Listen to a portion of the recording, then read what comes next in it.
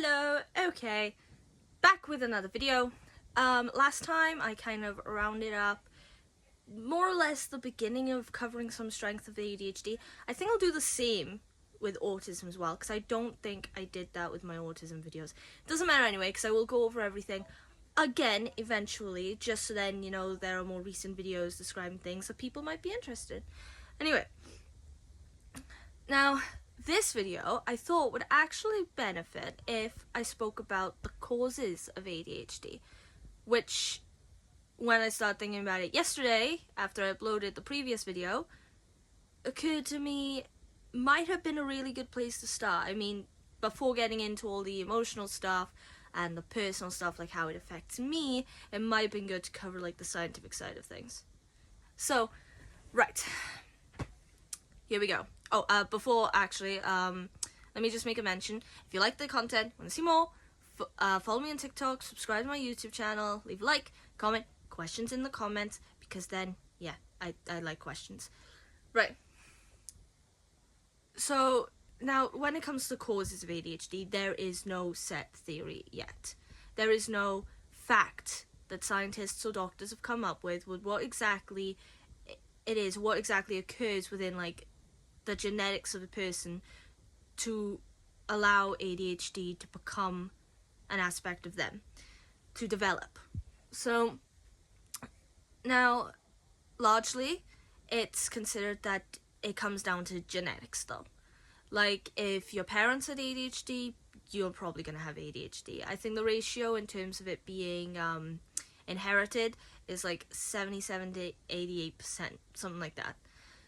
So, in my case, my dad has ADHD.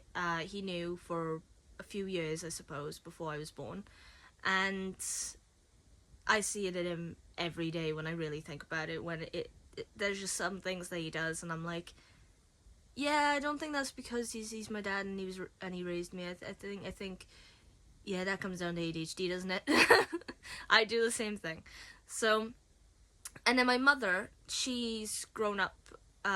She grew up not knowing if she had ADHD or autism or anything, and she still doesn't necessarily know, but she wants to go in the pathway because, having raised now myself and my 3 brothers all with ADHD and autism, she started to notice aspects of her personality or character, things that she's done, things she finds difficult or has throughout her life, and has started to dawn on her maybe she has ADHD and autism too, because, you know, 4 kids, all of us with ADHD and autism, we can't have just gotten it from dad.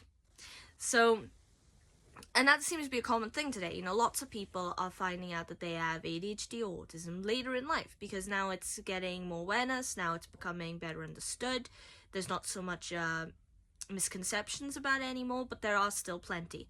One of which is, now, a couple years ago, where, like, with measles injections, or in general when it comes to vaccines, there's this large portion of people who believe that can cause ADHD, autism in their child if their child is young.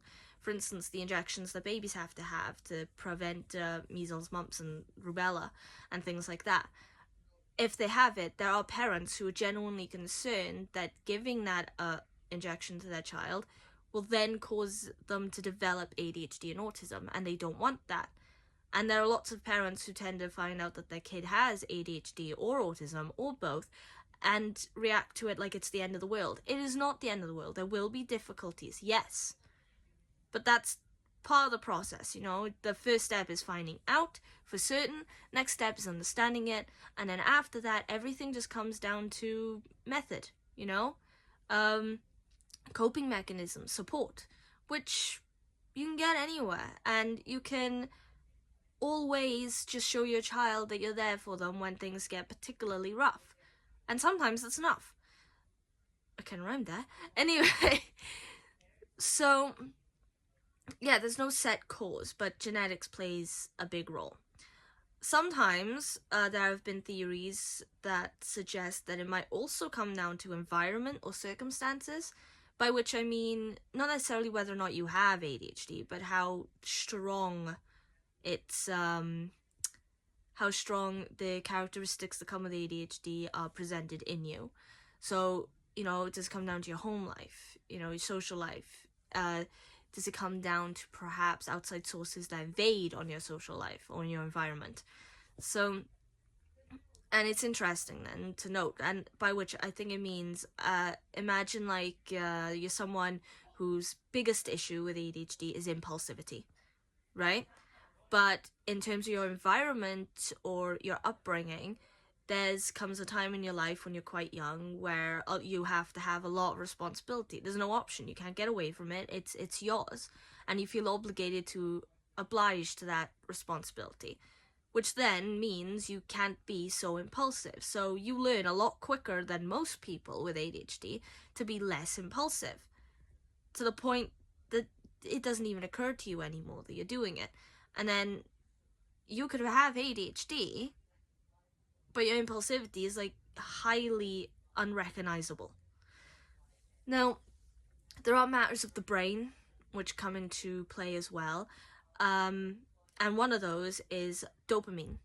Now, in your dopamine is dopamine is produced by the brain, yeah, and it's sort of enzymes. So in people with ADHD, there's a low level of dopamine that is produced, and what that means is essentially people with ADHD, because they have a low level of dopamine, may have ADHD, or may be so prevalent in terms of attention and hyperactivity because they have to actively seek out stimulation to increase those levels of dopamine.